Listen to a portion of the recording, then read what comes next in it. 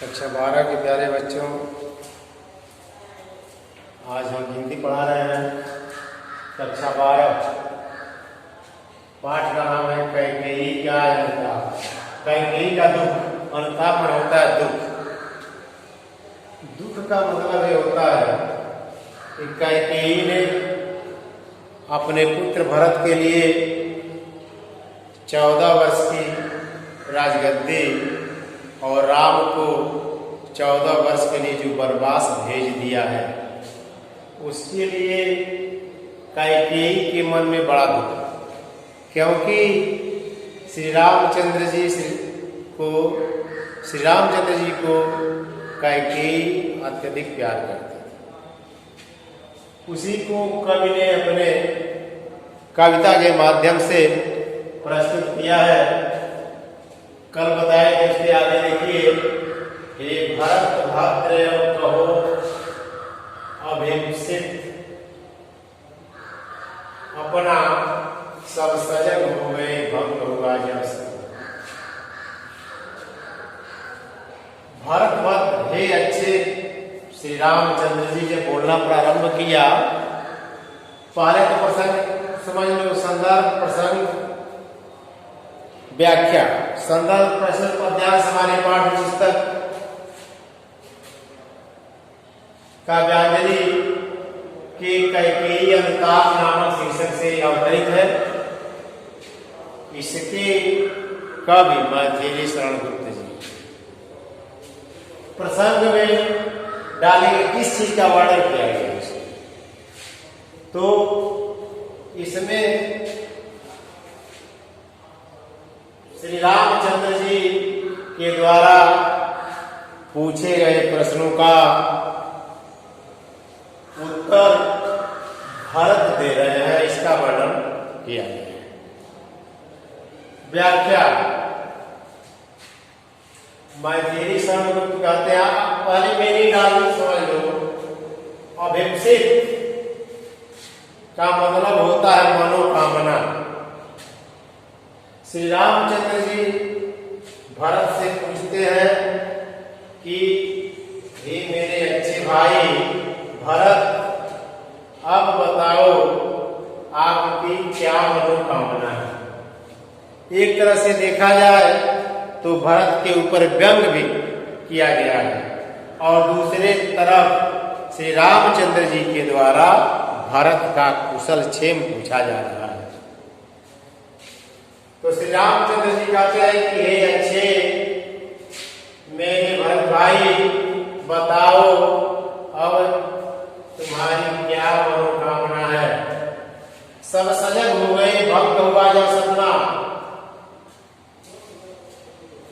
जंगल में वहां पर जो है कुटिया के आसपास जो सभा लगी हुई है, अयोध्या के जितने भी ग्रामवासी साथ में गए हैं, माताएं गई हैं, गुरु गए हैं, और ऊपर से देवगण इस दृश्य को देख रहे हैं।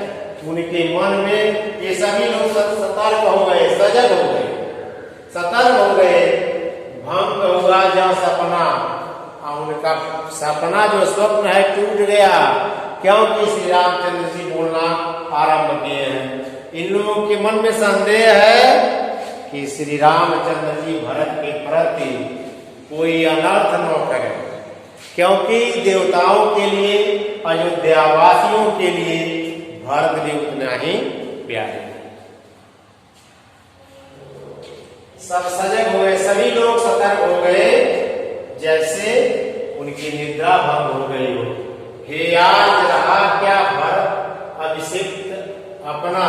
और भरत जी श्री रामचंद्र जी के प्रश्नों का उत्तर देते हुए कहते हैं कि हे मेरे बड़े भाई, हे आदरणीय, हे सम्मानित श्री रामचंद्र जी, क्या अब भी मेरी कोई मनोकामना अधूरी रह गई है? कोई मेरी मनोकामना अधूरी नहीं रह गई है। अपने ऊपर भरत द्वारा प्रत्यक्ष हमला किया जा रहा है। सब सजग हो गए, भंग हुआ जब सपना। हे आज का क्या भरत अभिषिक्त अब भी भरत कह रहे हैं कि हे श्री रामचंद्र जी, हे मेरे बड़े भाई, अब मेरी अभी कोई मनोकामना शेष रह गई है। मिल गया है कंटक राज्य से जब तब भी, क्योंकि मुझे अयोध्या का संपूर्ण राज अकंटक मिल गया है। रास्ते में किसी प्रकार का कोई कांटा नहीं है, कोई व्यवधान नहीं है। इसके बाद भी मेरे मन की कोई मनोकामना के अधूरी रह सकती है। पाया तुमने कल कले अरण्य बसेरा। फिर भरत जी आगे बढ़ रहे हैं कि हे मेरे बड़े भाई, आपने जंगल में वृक्ष तल वृक्ष के नीचे, यानी जंगल के वृक्षों के नीचे, अरण्य जंगल होता है, अपना बसेरा बना दिया, रहने का स्थान बना लिया है। रह गया अभिषेक शेष पदार्थ क्या मेरा। इसके बाद भी हे श्री रामचंद्र जी, क्या मेरी कोई दूसरी मनोकामना शेष रह गई है? यानी कहने का मतलब कि मेरी कोई मनोकामना शेष नहीं रह गई है। तन तड़प तड़प कर तप तापने त्यागा। कह रहे हैं पिताजी ने अपने शरीर को त्याग दिया है, छोड़ दिया है, यानी उनकी मृत्यु हो गई है। क्या रहा अभिषेक और तथा के भागा? तो आप ही बताइए, इस अभागे भरत के लिए क्या मेरी कोई मनोकामना शेष रह जाती है? हाँ, इसी अजस में हेतु जन्म था मेरा।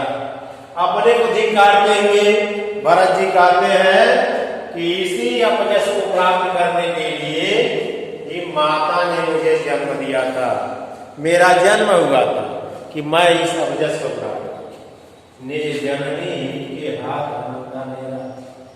अपनी माता के ही हाथों के द्वारा मेरे चरित्र का हनन किया गया। अब कौन है अभिषेक और याद वह किसका? पर है कि हे याद श्री रामचंद्र जी, अब मेरी मनोकामना दूसरी कौन है और किसके लिए होगी? क्योंकि आप मेरे आदरणीय थे, आप जंगल में चले आए हैं, तो मेरी मनोकामना इसके लिए दूसरी रह जाती है। संसार नष्ट है, भ्रष्ट हुआ अगर किसका? कह रहे हैं कि ये पूरा संसार हमारा ही, पूरा संसार नष्ट हुआ है और हमारा ही घर भ्रष्ट हुआ है। घर भ्रष्ट का मतलब मेरी माता के द्वारा श्री रामचंद्र जी को 14 वर्ष का वनवास दिया। मुझसे मैंने ही आज स्वयं वगैरा, आज मैं स्वयं अपने से सामना नहीं कर पा रहा हूँ, अपना मुख मैं खुद छिपा रहा हूँ और मेरा मन ही मेरे शरीर का सामना करने के लिए तैयार नहीं है। कि आज बता दो तुम्हें अभिषेक मेरा। और हे श्री रामचंद्र जी, आप ही बता दीजिए कि मेरी कौन सी मनोकामना। प्रभु ने भाई को पकड़ हृदय पर खींचा। इन बातों के भक्त के बातों का उत्तर देते हुए श्री रामचंद्र जी भाई को गल पकड़ करके अपने गले से लगा लेते हैं। रोदन जब से विनोद उन्हें खींचा और श्री रामचंद्र जी अपने भरत के भाई के प्रेम में इतने भाव विभोर हैं कि उनके आंखों से जो आंसू गिर रहे हैं उसके जल से भरत का पूरा शरीर भीग जाता है। इसके बाद बच्चों काव्य सौंदर्य दिखाया जाता है। काव्य सौंदर्य, तो पहला लिखा जाता है, इसमें किस चीज का वर्णन किया गया? जो प्रसंग डालते हैं वही जो है पहला हो जाता है।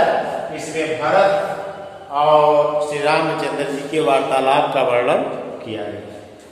दूसरा होता है भाषा। भाषा इनकी है मैथिली शरण गुप्त की खड़ी बोली। शैली इनकी है प्रबंधनात्मक। छंद है इनका मालवी। और इसमें देखेंगे अलंकार में कौन सा अलंकार है। सब शरण में देख रहे हो एक ही वर्ण की आवृत्ति क्रम से बार बार हो रही है, तो यहाँ पर सब शरण में अनुप्रास अलंकार का प्रयोग किया गया। भाषा शैली रस छंद रस में शांत रस का प्रयोग किया गया। तो बच्चों इसके बाद इतना पैराग्राफ पढ़ाने के बाद अगला चैप्टर कल पढ़ाएंगे। धन्यवाद।